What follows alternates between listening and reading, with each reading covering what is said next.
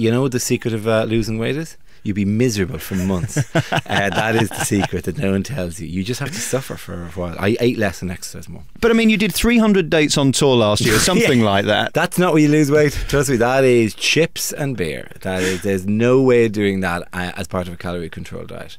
You know, it just feels too virtuous because what you do is, towards the end we had to do it because I was on this regime, and we had to go to Marks and Spencer's and buy those packets of vegetables that you microwave, and I'd sit in the crew room in a theatre in Swansea, I remember once in Skegness, just eating this broccoli out of a plastic bag, and it was horrendous. It really is amazing how depressing being on tour is. There's no glamour at all, is there? There isn't glamour. It's not depressing because the actual job itself is fun, right? And it's more fun than Mock the Week. It's more fun than just about anything else. But there is a large amount of schlepping around. It's less depressing because I now have a guy with me and we drive around and we get on very well, so it's a bit of crack with that. It splits the tour. Ahmed, I know, goes around with 4 people, and I'm not paying for that. I don't value company that highly, but because you crisscross with each other and occasionally you meet up with each other at the same town at the same time, kind of stuff, and that's kind of weird, like gunfighters meeting in different parts of the Wild West. That's a very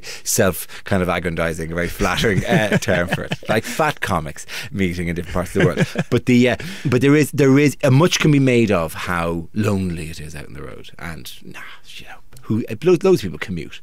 They don't go on about it. Oh, it's lonely driving into work in the morning. There are things that comedians end up, that training means you're quite good at, right? And being like a chat show host, for example, is a natural place to go. Being a travel writer is that, because this is essentially what we do anyway, which is always why amazing people go, why are all these comedians? Because that's what we do. We talk about travel all the time. But doing other people's words, that's just unnatural for us. And not spotting, I can make that better. No matter how often this show has been done, I could make that funnier, right? I don't care if this is in the smash hit on Broadway. I don't care if this traces back to the 50s and Lionel Bart. I've got a little twist on that'll make that even funnier. And essentially it's like writing "I was here" in marker on the foot of the Venus de Milo. Just, do you know what she needs? She needs a tiny grace note, a tiny little addition here. That'll be mine. So. At what point, though, like the artist, when you keep painting, it becomes rubbish again? Do you need to just stop and leave your material alone? There is a touch of, when you're doing it live, it becomes like a stone in the river. Water smooths it and sweeps across it and shapes it. You stop. Most of the tweaks and are fairly instinctive and fairly natural, and they come along because you panic as well. Is the other way you write, because you go, whoa, that wasn't funny enough. Quick, put something funny in there, right? And so that's kind of how they do. You can obviously twist around too much, but usually it finds its form, it finds its shape, and trust me, you go back quickly as well if you try it in the wrong order. There's times I've done Edinburgh runs where 2 weeks in I've gone, this isn't working, and basically inverted the show. Put the first half second half first, change the whole thing around, and the next night, oh yeah, that's grand. There is a kind of a little invisible balance there that works, and you have to find it. I'm always amazed by your supreme confidence when you come on stage, because unlike some comedians who have the occasional song to fill or a nice set to distract or characters to put in, I mean, it really is just you and a suit and a microphone. The suit, by the way, for people, is on me. It's not that the suit is just hung up like whatever. Slowly over the course, that'd be artifice if I came out just in suspenders, like there's like a gentleman from the 20s and a thong. It is, you're right. It's just me and a mic. But there's also just the years of knowing that, right, I'm going to own this room. That's what I'm about. I'm here to own this room. That's my job, and I'm going to come out there and I look at an audience, and I don't know if other comics do this, and I have a thing that I don't see them necessarily as a collection of individuals when you just see them as a block, as a crowd, because a crowd is a different animal to a collection of individuals, much like a mob is a different collection, but a crowd is a more benign form of a rabble. Yes, yeah. Well, I try to keep them on the crowd side, but they do react as one, and you basically engage them as one. Then obviously you start chatting to individual members, and that sometimes bonds them even more as well, and they all have a laugh together about stuff, and it's grand, because I'm hopefully quite generous in terms of give them the laugh. If they get a funny line, I'm not trying to be rude to people and nail them in that kind of hackneyed, corny, hey, look at you. I don't do that.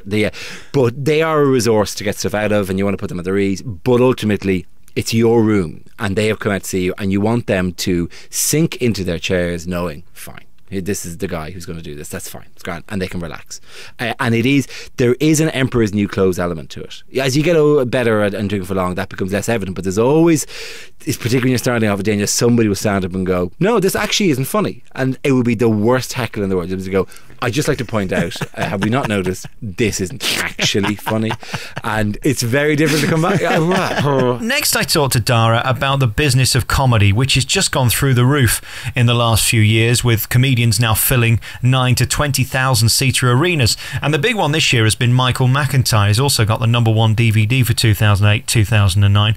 And I asked him how he felt about his massive success. At this time last year, he had just done Mock the Week as a guest, and there's no chance we're getting him back as a guest now, and then went and sold an insane number of tickets.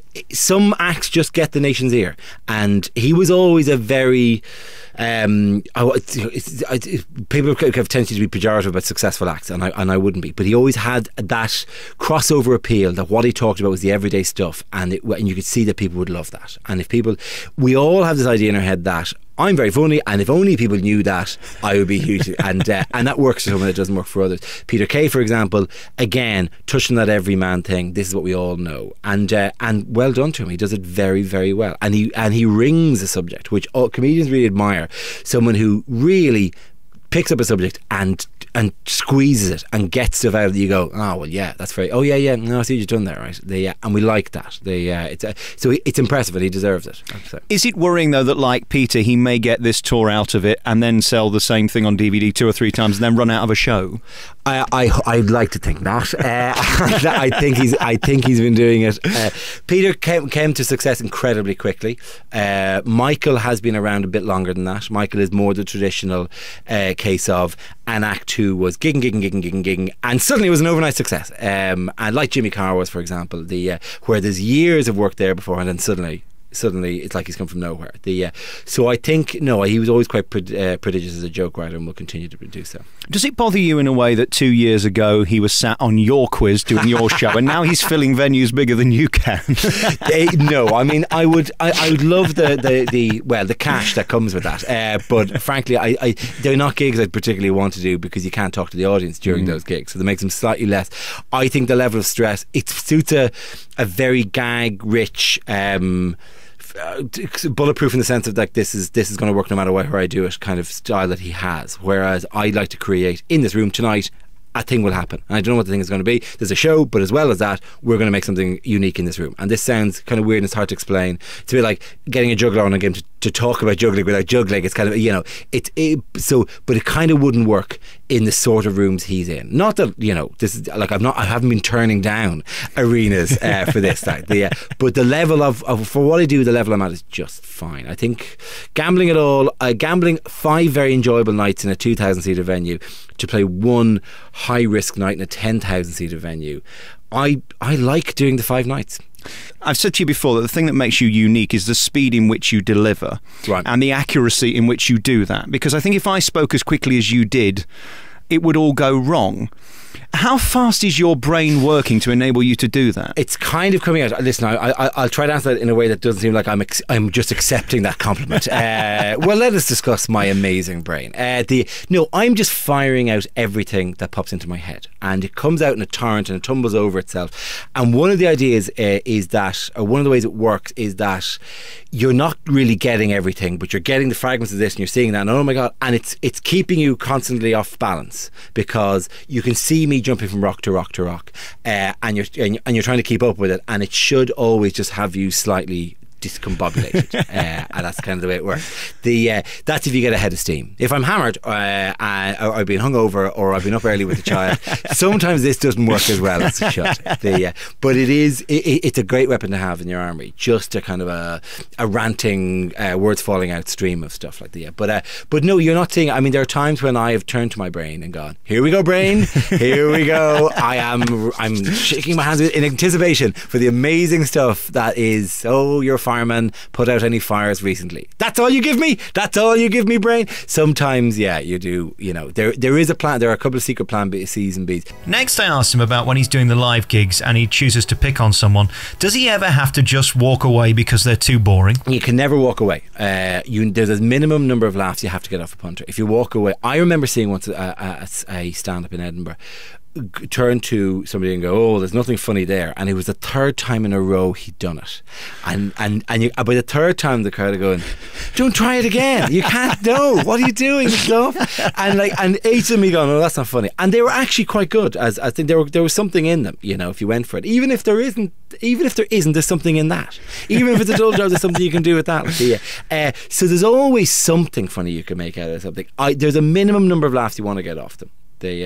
And then you can leave, but until then, back to the coalface and keep digging. I mean, there's a story in the book about a guy in Bridlington who was quite quiet, and I said, what do you do? I said, I'm an engineer. Okay, and and that doesn't ever really electrify a crowd.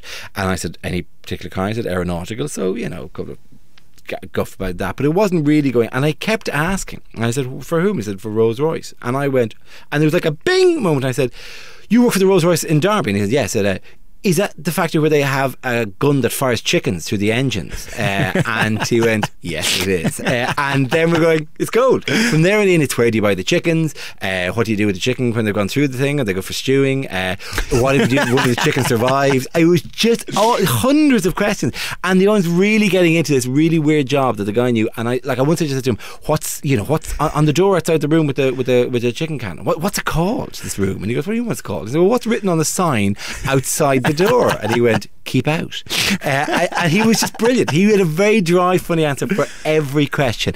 And it basically, I ended up dropping later routines just to do more with the chicken cannon guy. And so, but that was 6 or 7 questions down. I mean, and I was scrabbling. It was my fingernails were in there just scooping sand up, trying to find, there's got to be some treasure here somewhere. And then gold appeared. But what if they're just the guys on X Factor that really don't have any talent and keep going for auditions? I mean, there's got to be people who are so dull it's not worth continuing with. Do you know, it hasn't happened that often. But there's been, you know, weird enough, the toughest ones are when it's a job that the audience don't have a particular resonance to, when it's, I am a database informatics manager. So and that is, because you can see the audience going, huh? And you're going, well, I'm not going to be able to make it about this. But like in everyone's human life, there is a thing. There is something that they are animated by, will talk about, or they'll suggest a thing. It's more so somebody tries to be funny. That is by far a worse thing. If you say to somebody, what do you do? And they go, not much. That's impossible to work with. It's just made me laugh. Yeah, but it's my impersonation of it. It's my delivery of it. They don't deliver like that. Years of training got me that timing. But if they go for the funny answer or try to be or try to do what they think they want me to do, which is be funny, I'm not. I'm just looking for facts, and I'm not being complacent. I just it's kind of weird for the audience if you do that. It doesn't really work. Just give me something, and that's more difficult than a boring job, because you tend to avoid the did you have your hair done by the council gags, don't you? Yeah. Did you get that jumper for Christmas? All that kind of stuff. I don't go to your workplace, etc, etc, etc. All right, look, we've been talking for nearly half an hour or 40 minutes and I haven't asked you a question yet. Should we start the interview now? Because I think it's best. We can record it now, because I made all these notes and I've not used any of them really yet. Was there stuff you wanted to get to? Well, just a few things I noticed about you, that you're actually quite bright, which was surprising. I mean, really, comedy is not for you. You're much more intelligent than that. I had a guy come up to me at a gig and go, why are you doing this? As if, I am a loss to science or something, that, I should be somewhere in a lab doing, this is a circus, this is fun, this is where, there is, one of the joys of doing this, and I always wanted to choose a job that I'd be surrounded by interesting people, and this, I get to talk to Fry or David Mitchell, or these are smart people to be around, and so you have to be on top of your game. So it's flattering to think that. Also, trust me, you have a degree at one stage in your life, which was okay. You get a lot of credit for it for a lot longer. I can't remember any of the science I did in college, but for some reason it gets mentioned a lot, as if I secretly could be off, rewriting Einstein's equations or something. And it's nonsense at the highest order. Because theoretical physics is quite dull. Oh Lord, no, it's not dull. It's fine, beautiful. It is the queen of sciences. It is the purest expression of human thought. It is one of our great castles of the mind. But as interesting as that is to you, it must be still humbling when you're sat opposite Stephen Fry and you still know he's way smarter than you without a degree. Yeah, but does he know the laws of integration? Probably.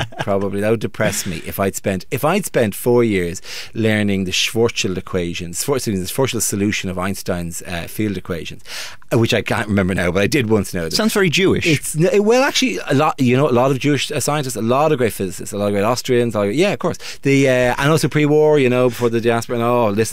But one of the great quotes from Einstein is that if relativity is right, the Austrians will call me an Austrian, the Germans will call me a German, and the Americans will call me an American. If relativity is wrong, the Germans will call me an Austrian, the Austrians will call me a German, and the Germans will call me a Jew.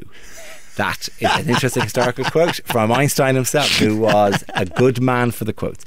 But if I'd spent years learning all this, then found out that Fry could just do it off the cuff, that would be enormously irritating.